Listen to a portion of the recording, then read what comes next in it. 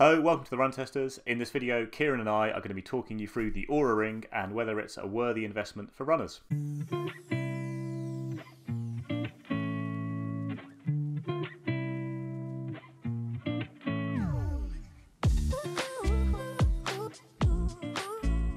So Nick, just tell us briefly, what is the Oura Ring? So the Oura Ring is essentially a health tracker. It tracks your sleep in particular and also your activity levels, and then each day it gives you a readiness score out of 100, which basically tells you how ready you are to attack the day.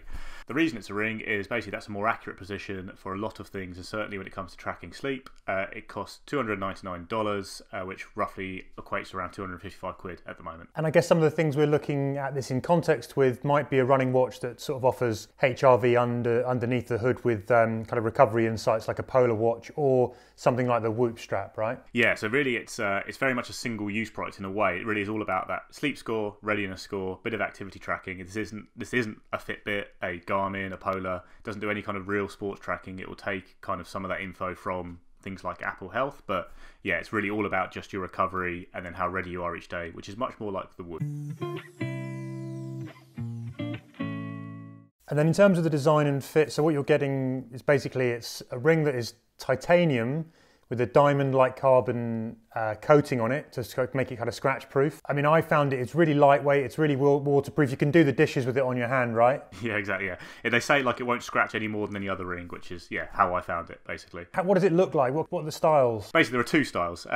One comes to a point on the top, one has a kind of flat top, and then there's a few different colours, and one has diamonds in it, which is very exciting. For me, the ring actually, in terms of the looks, it was a little bit out there in terms of something that I would wear. It's got quite a distinct look. Because I'm so used to just strapping any on fitness trackers on, I don't really think about it, but it does stand out. It's quite a thick ring, especially as I'm wearing it on my index finger for the best fit. It does look a bit odd, I guess, but yeah, I don't think in necessarily a bad way. I don't dislike the look of it at all, and there is actually the option, I think here we'll come on to that you probably could just wear it at night and still get like 90% of the ring's functionality anyway. And then underneath it, basically you're getting two infrared sensors that track your heart rate and your breathing. There's an accelerometer in there as well that monitors all the movement, that kind of picks up when you're moving around in your sleep. And there's something called a negative thermal coefficient body temperature sensor. And all of this kind of sits on your finger and tracks. And I guess when it comes to fit, you have to do this thing where you size up the ring, right? There's a process. Talk us through the process of getting the perfect fit. So yeah, with the ring you get sent a sizing kit in advance, and basically you can try a few different sizes. There's like, I think 9 or so in the box, and you can try it on a range of fingers. And the key is to wear the size you think you're going to wear for a long period, as if it was a real ring, because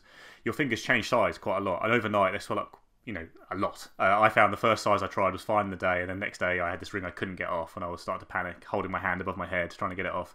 So in the end, I managed to settle on a ring, and I think the best advice here is to try and get one that might fit a couple of different fingers, depending on the conditions. But I've got big knuckles and fairly small fingers, and it can actually be, if you need to get one, obviously you can get over your knuckle, and it can be reasonably loose, I'd say, at the back, because I think that so much of the stuff is done at night when your finger's a little bit bigger anyway. You do need contact to those sensors, but generally I think you can get away with what seems like quite a loose fit, and you'll still get good data. I know sometimes you get gaps in your data, but how have you kind of found it on the fit front? Yeah, I mean, I went for something that was slightly looser. I kind of hate rings that are too tight. If I feel like I can't get them off, it makes me feel really claustrophobic.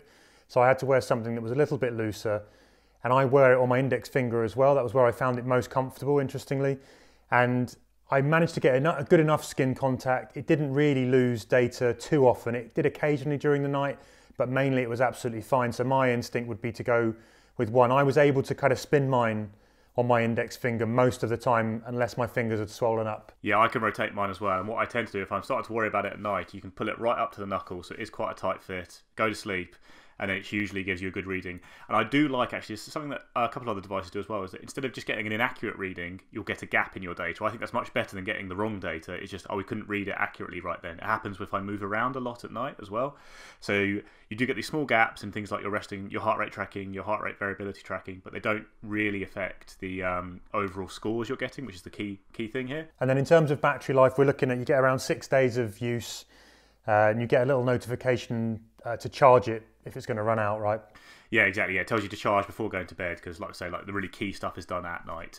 And obviously, the battery life is listed as up to 7 days. I mean, it's not a device that will use more or less battery depending on what you're doing. So you are consistently getting 6 or 7 days. It's not like a watch where if you go for lots of outdoor runs, it will, it will drain quicker.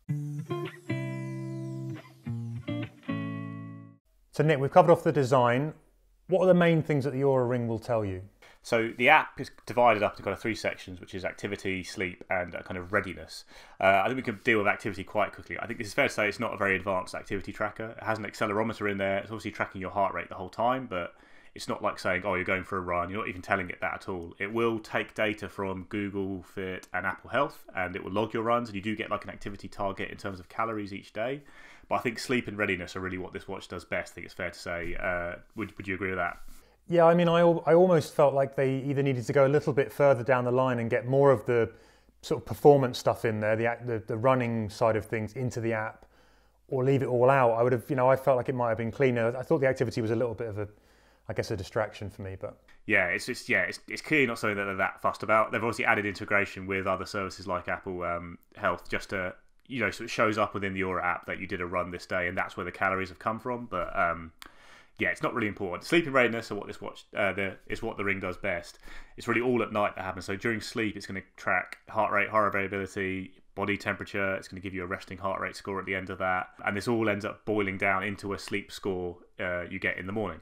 One of the things that I really loved actually in terms of the sleep stats, you get a full gamut of sleep stats, which are up there and competitive with any of the sleep trackers you can buy. I think my favourite was latency. So the latency figure, basically the time to fall asleep, which neither Garmin nor Polar offer, but a really important stat, how long it's taking you to drop off. If you drop off within a minute, it's a bad thing because it shows that you're really overtired. You probably haven't had enough sleep overnight. If it takes you forever, then also that's a bad sign. But having that score, I found really good in terms of keying into that kind of sleep regularity as well, which is another stat that they put in. But that's something that made it, I really liked that stat as a point of difference to the other devices that are out there.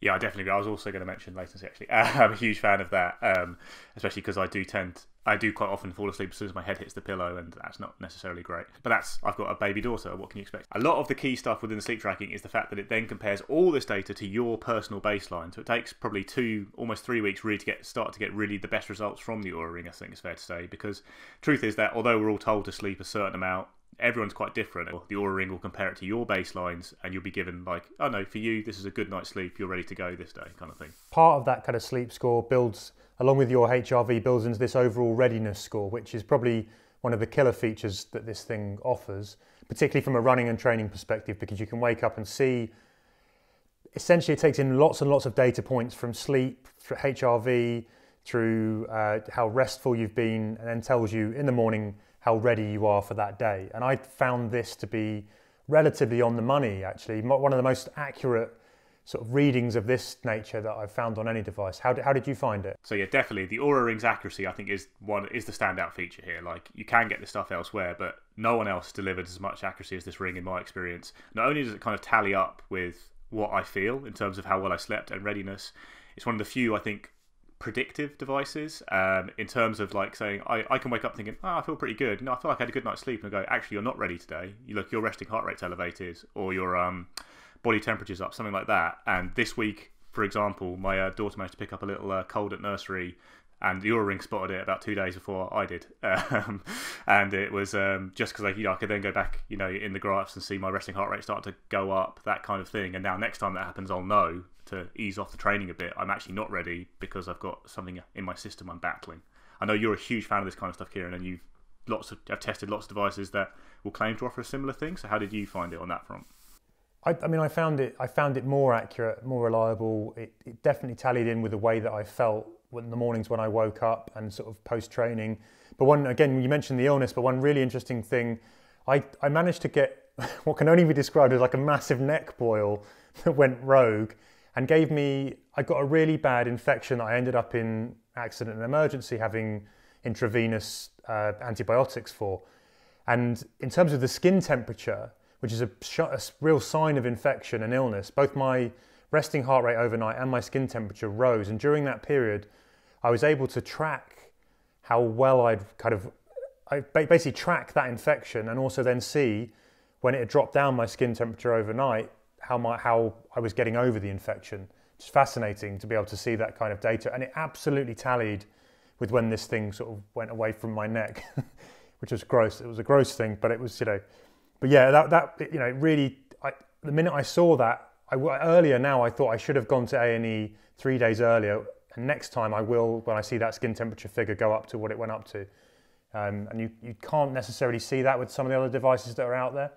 Yeah, definitely. And I think one of the biggest things about Oura Ring is the accuracy. So if I saw a raised resting heart rate on the Whoop, which we'll talk about a bit later, I'd kind of brush it off because I just don't trust that device to be accurate. I know now the Oura is accurate, and if I see it again, I can I can take that into account and actually adjust my training, maybe that kind of thing. Really, it's a fantastic service in terms of what you get in the app. All that kind of data is distilled into a kind of a front page that gives you your sleep score out of 100, your readiness score out of 100, your kind of activity target. But if you do want more detail, there's lots to dive into on the app. I found over time I tended to just stick with those front page readings, but early on I was fascinated. So I was really diving into it each day. But once I started to trust the Ring, I just kind of go on those front page scores and go, okay, I need to be a little bit more relaxed today, or brilliant, I'm ready to go. The other thing I really loved about the app is that every single data point has an explanation behind it, which is quite detailed.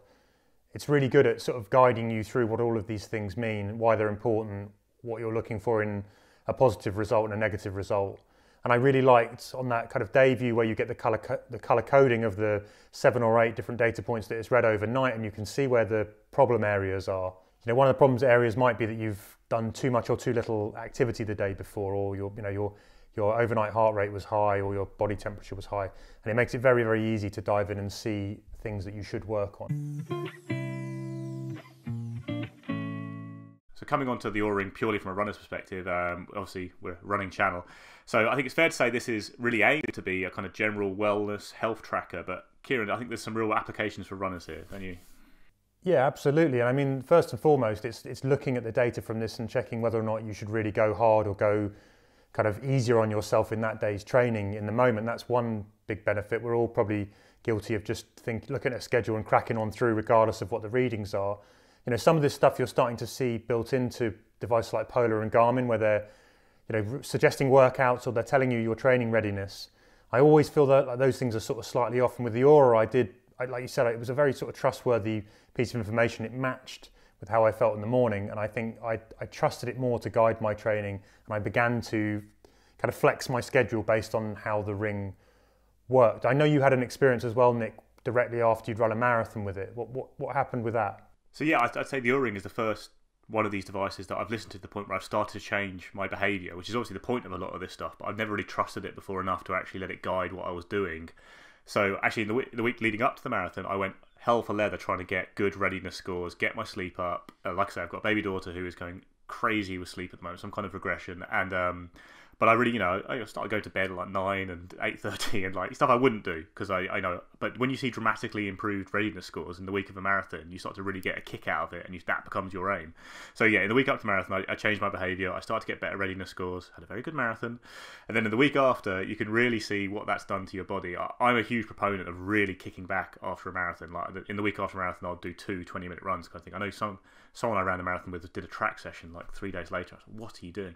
And with the Ring, you can really see the effect it's having on your body. You can wake up feeling okay a couple of days after a marathon, but my resting heart rate was elevated for like a week, and stuff like that. Like my body is still recovering from this, and if you do try and push yourself at all, you'll notice how much quicker you get fatigued and things like that. So I think it is a really useful guide, and a lot of that really does come down to the accuracy. Like if one of these devices is inaccurate 2 or 3 times, you will not listen to the advice you're getting from it. I think it's fair to say the Oura Ring hasn't had those failings, so I'm prepared to trust in it and say, okay, I'm not ready, and actually I might feel ready, but I'm not, and I need to wait another day.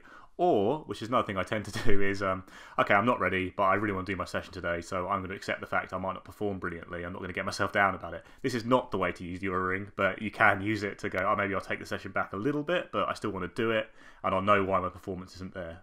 But I think it's exactly the point, though. But you've got something to contextualise or help add context to the way you might be feeling, or it gives you that little layer of information that can give you some reasons for what your performance might be or might not be, or it can give you that confidence to go hard. I mean, I also tested it after I'd run an ultra, and I think you're right, that window that you get after to see an elevated resting heart rate overnight, or, again, that kind of skin temperature raised, you can start to get a window into the things that you hadn't been able to see before. And then, there's nothing like being able to see the data in front of you to make you change behaviour. Still 5 days after doing a 40 miler, I wasn't really ready to go and run again. Yeah, And actually, I'll tell you one thing that it really reminded me of a couple of times is if I did do a session, it didn't go very well. Like in the past, I just got like, oh, I haven't hit my top paces for that session. He goes, and he'd just start asking me questions. He'd fire questions at me, going like, okay, well, based on my information as a long distance coach, you are fit to run that day. So how have you been sleeping? What's your kid been like? Did you have a particularly hard day at work? Has anything been stressing you out? And that's exactly in a way what the Oura Ring is doing. It's giving you the data saying, you are stressed out. You do have this problem, and that's maybe why you're not going to perform at your peak today. And there is a slightly human element to it. Actually, in the way that it's presented in the app, actually kind of is very well done on that front. I think it's never like a scary like, oh, you're screwed. Do not walk 10 steps today. Oh my god, mate. It's always like, oh, maybe today you need to relax a little bit, and tomorrow you need to do some easy activities. So you're still sleeping well, but you're not overdoing it. That kind of thing. And I think something like the Oura really sort of, as a runner, hammers home the importance of this as a kind of cornerstone of training. To how you manage that and how you turn up to that next training session. This can really sort of help you, I think, optimize. So I think it's a fascinating device. Kieran just mentioned that. Like, I think a lot of runners will not fix this kind of side of things when it comes to training. Runners, the hardest working runner in the world, who never misses a Tuesday track session, who always puts themselves, through the absolute rigour in training, will never take a small amount of effort to fix their sleep, or maybe eat a good dinner more regularly on days they're training hard. And I think the Oura Ring can help you do that. It's a very good device for encouraging you to live a good life outside your running that will then impact on your performance correctly. Yeah, and for me, my overall verdict is that it's wonderfully convenient. There's no screen, so it's not really distracting. It kind of just sits in the background, gathers the data. When you wake up in the morning, you've got an app that's very, very easy to navigate, very, very easy to understand, great explanations on it, and above all, data that I think is probably the most accurate in terms of all of the readings I've had to date. So it's fair to say we're both really big fans of the Oura Ring. It's a very accurate device. It does exactly what it says it's going to. However, it is quite expensive for what it's quite a focused, fairly almost niche device in a way. So it's harder to say whether you can go out there and say to every runner who's going to buy a very good watch that does a lot of this stuff already that it's worth buying the Oura Ring as well. So there are really good watches that do a lot of this stuff as well, aren't they, Kieran? Yeah, and I think they're integrated, and that's one gap here with the Oura Ring, is that it does feel very separate. It's a sort of separate universe. It's not really currently speaking very much to your other devices. So if you've already got a Garmin or a Polar, that data's not going to flow into Polar Flow or into Garmin Connect, or kind of vice versa. It's all very sort of distinct. And if you're using a Polar and you're doing the orthostatic test with a chest strap, maybe you're getting good readings. But that's with Polar and the orthostatic chest strap test, you have to make an appointment every day to do that. And it's one thing you do forget. You're checking in. I think someone who's like an elite or a very, very serious athlete might be sort of able to do that within their sort of framework, but it's not so easy if you're just an amateur, whereas the Oura just sits in the background. So yeah, do you need it? I mean, it's a bit of a luxury, I think, but it's one of those things. There are very few things that we come across that actually stay in my world. We test them and they tend to sort of move on. Aura is one of those things that I think has stuck, and I think there is value in it. I mean, if you could think about performance and sleep, there's studies that say there's like a 10% performance gain if you can just fix your sleep.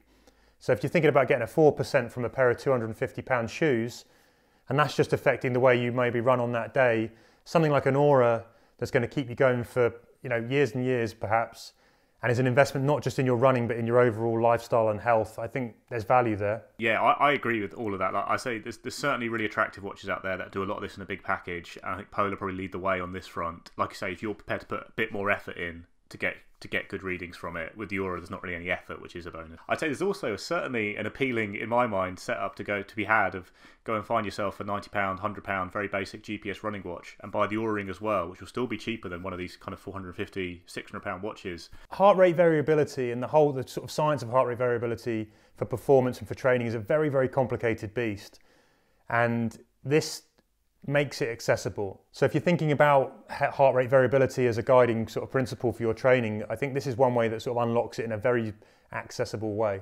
And a really crucially an accurate way, because we've both spoken to people behind a lot of these HRV technologies and they're not always that complimentary about watches, it's fair to say. And this is giving you top-notch accuracy, which is so important.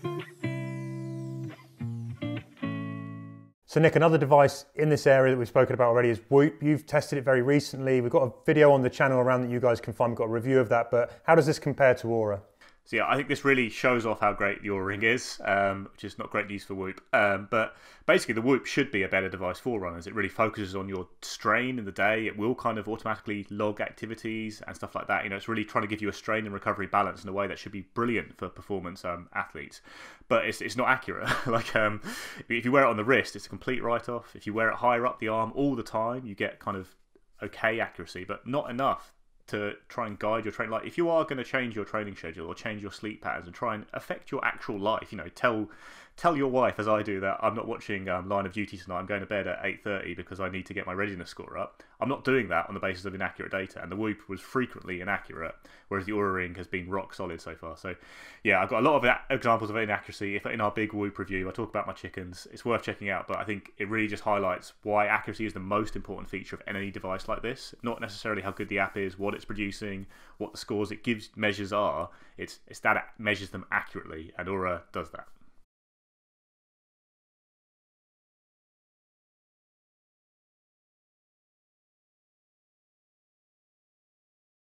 So there you have it. That's our review of the Oura Ring. I think it's fair to say that we're both fans. If you have any questions or any comments about that, you want to know something that we haven't covered, hit us up in the comments below. Don't forget to like and subscribe. Check out the Whoop review as well, as Nick mentioned. And yeah, thanks for listening. We've been the Run Testers, and we will see you again soon.